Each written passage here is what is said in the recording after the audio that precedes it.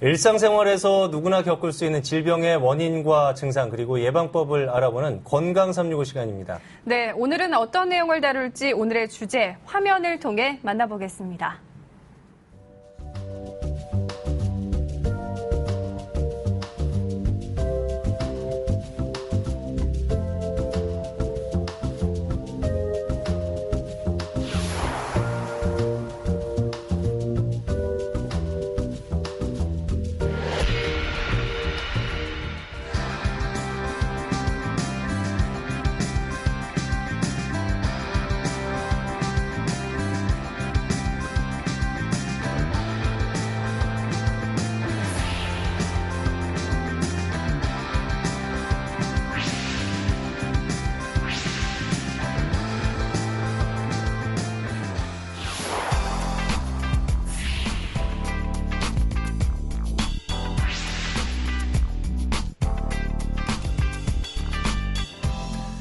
네, 오늘 주제 보신 것처럼 임플란트입니다. 도움 말씀 주실 치과 전문의 한기덕 원장께서 자리하셨습니다. 안녕하십니까? 네, 안녕하세요.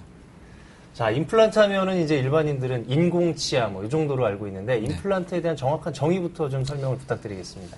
최근 들어서는 임플란트 시술을 워낙에 많이 받고 계시기 때문에 특별히 임플란트라는 용어를 이렇게 새삼스럽게 생소하게 느끼시는 분들은 별로 없으실 거예요. 예. 근데 하지만 정확하게 우리가 의학적으로 얘기하자면 임플란트라는 것은 의학적으로 자기 몸에 있는 어떤 조직이 상실되었을 때 그 조직을 대체해주는 기능을 하는 것들을 통상적으로 임플란트라고 얘기하고요. 예. 그렇기 때문에 우리 치과 분야에서 치과 임플란트라고 하면 상실된 치아를 대체할 수 있는 인공 치아 이식술을 말하는 거죠. 그래서 상실된 치아의 뿌리를 대신할 수 있도록 그 인공 치근을 환자의 잇몸뼈에 식립하고 그 위에다가 단단하게 인공 치아를 고정시켜서 환자의 씹는 기능을 회복시켜주는 그러한 시술을 얘기합니다. 예. 네.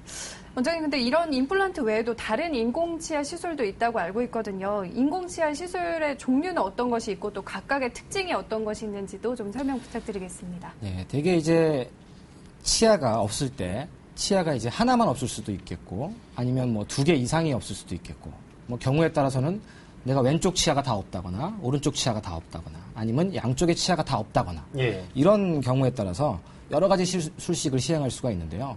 크게 얘기하면 3가지 정도로 볼 수가 있겠습니다. 먼저 브릿지라는 시술이 있습니다. 브릿지라는 시술은 우리가 치아가 하나가 빠졌다고 가정을 해보면요. 이런 식으로 치아가 중간에 하나가 빠졌다고 가정을 해봤을 때 양쪽 치아, 양쪽의 건강한 치아를 깎아서 이 양쪽 치아 2개를 가지고 하나로 묶어서 힘을 받아서 이렇게 걸어주는 거죠. 그렇죠. 3개의 치아를 한 덩어리로 만들어서 시행해주는 치료법입니다. 장점이라고 하면 임플란트보다 조금 치료 기간이 짧고요. 비교적 초기 비용이 좀 적게 드는 장점이 있습니다만은 멀쩡한 양쪽 치아를 갈아내야 된다는 그런 단점이 있는 거죠. 네. 그리고 2개의 치아로 3개의 역할을 하기 때문에 아무래도 씹는 힘이 조금 약할 수가 있죠. 힘이 좀 덜 받겠죠. 아무래도 그렇습니다. 치아가. 그리고 이제 2번째로는 틀니가 있는데요.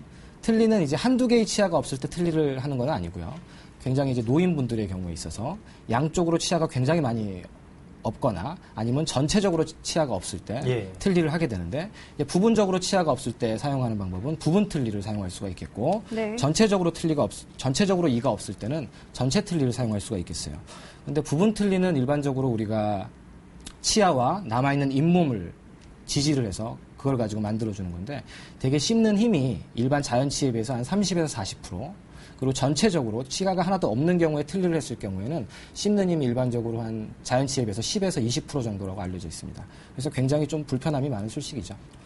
하지만 최근에는 이런 전체 틀니의 단점을 좀 보완하기 위해서 임플란트를 2개에서 한 6개가량 이렇게 심어가지고 그 위에다 틀니를 얹어서 쓰게 되면 가격적으로도 약간 비용적으로도 저렴하게 되고 또 잇몸뼈 상태가 너무 안 좋아서 임플란트를 전체를 심을 수 없는 경우에 임플란트를 이용해서 틀니를 사용하게 되면 여러 가지 틀니의 단점들을 어느 정도 보완해 줄 수 있다고 말할 수 있겠죠. 근데 환자 상태라든가 뭐 치아의 상태에 따라서 이제 그 시술법 자체는 좀 바뀔 수가 있다 그렇죠. 이런 말씀이시고 임플란트 자체가 많이 생활화되고 있다는 생각은 들거든요. 틀니 자체가 아무래도 좀 불편하기 때문에 임플란트를 많이 선호하는 것 같은데 제가 듣기로는 어떤 분들은 임플란트 시술을 할 수 있는 반면에 어떤 분들은 좀 제한이 된다 이런 얘기도 들었거든요. 임플란트 시술을 어떤 경우에 받아야 되나요? 간단하죠. 임플란트를 받는 분은 일단 이가 없으신 분들이 임플란트를 받아야겠죠.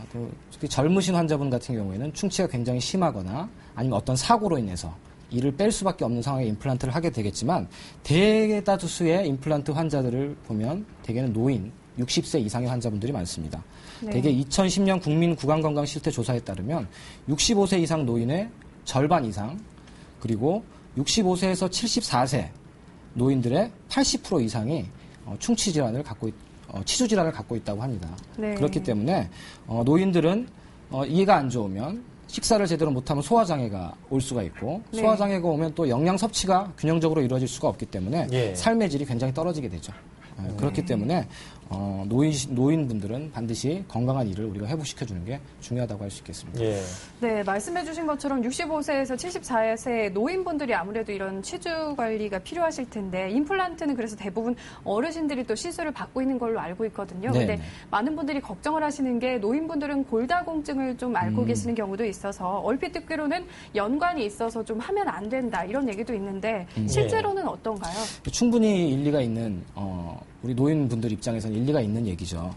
나이 드신 어르신들이 임플란트 시술을 많이 제가 하다 보니까 되게 나 골다공증이 있어서 뼈 약한데 예. 임플란트를 식립할 수가 있겠느냐 그렇게 말씀을 많이 하시는데요.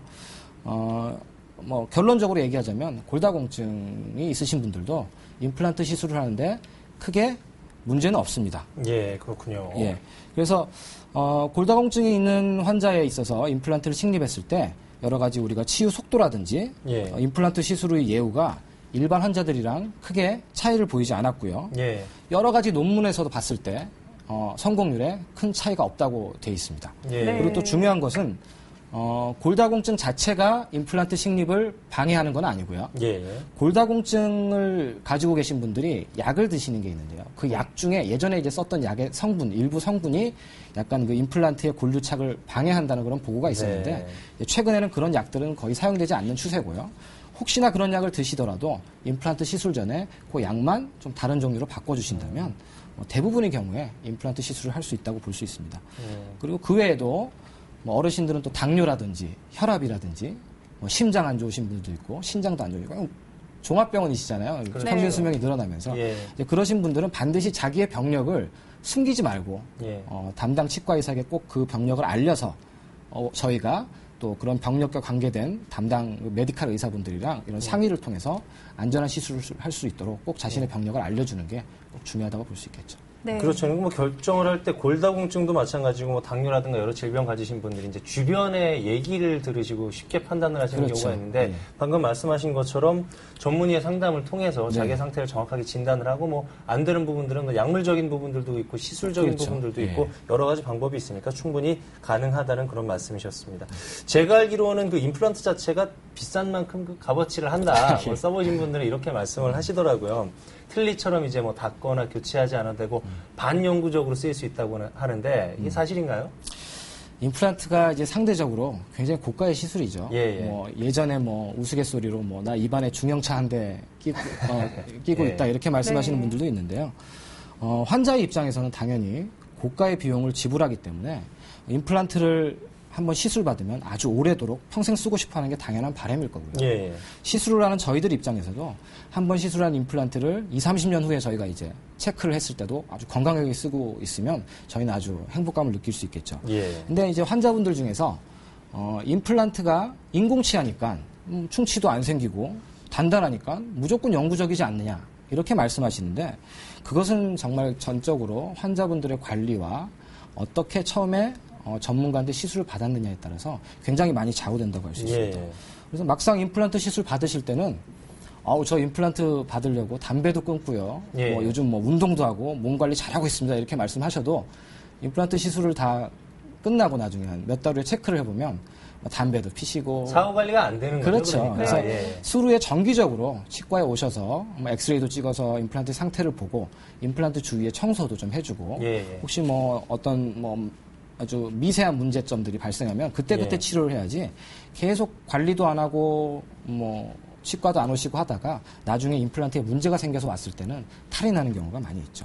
그래서 결론적으로 얘기하자면 임플란트 자체는 튼튼하지만 그것을 어떻게 관리하느냐 얼마나 자연 치아처럼 자기 치아처럼 소중하게 관리하느냐에 따라서 예우는 정말 반영구적으로 될 수도 있다. 이렇게 말씀드리겠습니다. 예. 네. 비용도 비용이지만 말씀해 주신 것처럼 시술 후 관리에 따라서 반영구적으로 사용할 수 있는 만큼 주의를 잘 해야겠고 때문에 또 시술을 잘 받아야 된다는 생각도 좀 들거든요. 부작용 없이 만족할 수 있는 임플란트 시술을 받으려면 병원 선택 시에 좀 어떤 점을 주의하면 좋을까요? 자, 이건 굉장히 이제 중요한 문제고 환자분들도 요즘 치과가 굉장히 많고 임플란트 시술하는 치과가 많기 때문에 굉장히 어려우실 텐데요. 몇 가지 이제 사항을 조금 정리를 해드리면 임플란트 시술이 어떻게 보면 뭐 잇몸뼈에 나사 하나 박아서 그 위에 인공치아 만드는 거 아니냐 이렇게 말씀하시는 분들도 있는데요.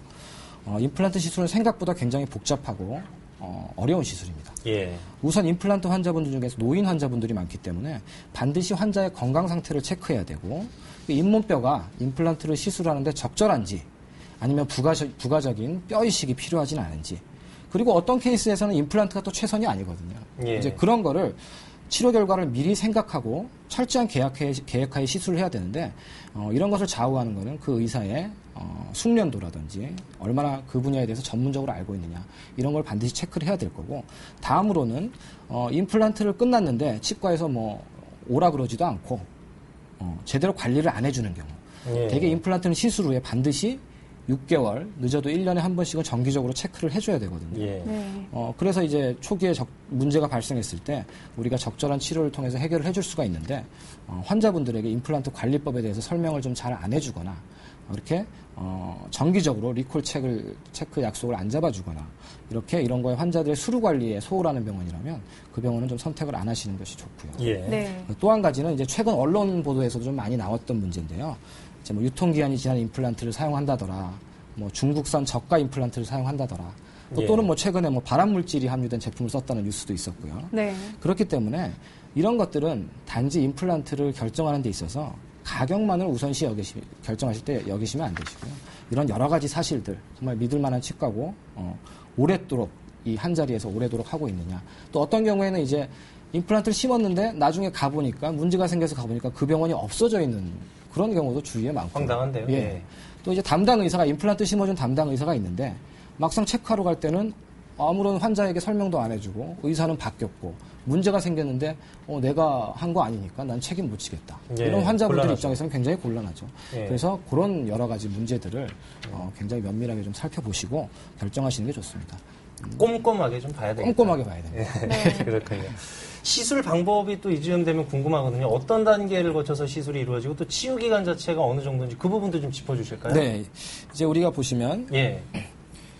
여기 보시는 요것이 이제 임플란트입니다. 예. 임플란트라는 거는 되게 이제 그 나사선 모양으로 예. 길이가 한 1cm 정도 되는데요. 예. 처음에 이제 이 임플란트를 잇몸뼈에 식립하기 위해서는 우선 간단한 마취를 먼저 병행하고요. 예. 마취한 이후에는 잇몸을 절개를 해서 이 잇몸을 이렇게 제치면 안에 잇몸뼈가 보입니다. 네. 그 잇몸뼈에다가 이 임플란트 나사가 들어갈 수 있도록 거기를 이제 우리가 이제 치과 기구 드릴을 이용해서 여러 번 드릴링을 해서 원하는 넓이까지 넓혀준 다음에 구멍을 내는군요. 그렇죠. 예, 예. 쉽게 말하면은 구멍을 내서 심는다 이렇게 예. 생각하면 네. 쉽죠. 그리고 그 심어놓은 임플란트는 되게 뼈랑 단단하게 결합할 때까지 되게 치유 기간이 한 3달에서 6달 정도 걸립니다. 예. 그래서 네. 이렇게 뼈의 상태에 따라서 뼈가 좀 건강하다면 한 2-3달 만에 위에 치아가 완성이 될 수 있겠고요.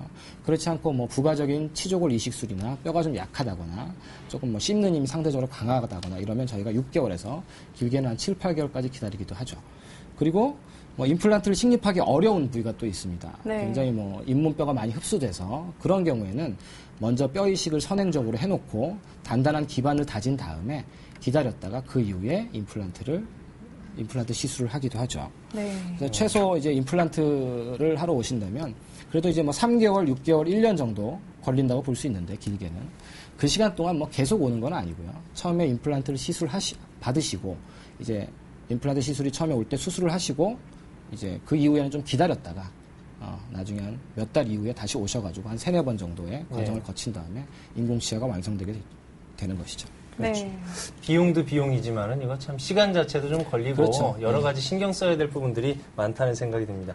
자, 비용적으로도 그렇고 시간도 많이 들어가기 때문에 좀 끝으로 드리는 질문이거든요. 네. 임플란트를 만약에 했다. 네. 내가 이렇게 시술을 받은 경우에는 좀 오래 쓸 수 있는 비법. 아까 잠깐 나왔었지만은 네, 네. 끝으로 오래 쓸 수 있는 비결을 좀 예, 말씀해 주시죠. 네, 임플란트를 오래 사용하기 위해서는 제가 계속적으로 말씀드렸지만 올바른 관리라고 하면 집에서 이제 환자분들이 관리할 수 있는 것은 사실 입솔질을 정확하게 하는 방법이거든요. 예. 입솔질과 정기적인 치과 방문이 있겠습니다. 제가 네. 이제 좀 간단하게 설명을 좀 드리면 예. 이것은 뭐 꼭 임플란트 환자뿐만이 아니라 일반적인 자연치를 가지신 환자분들도 마찬가지예요. 예. 이제 임플란트가 여기 이제 심어졌다고 가정을 해보면 예.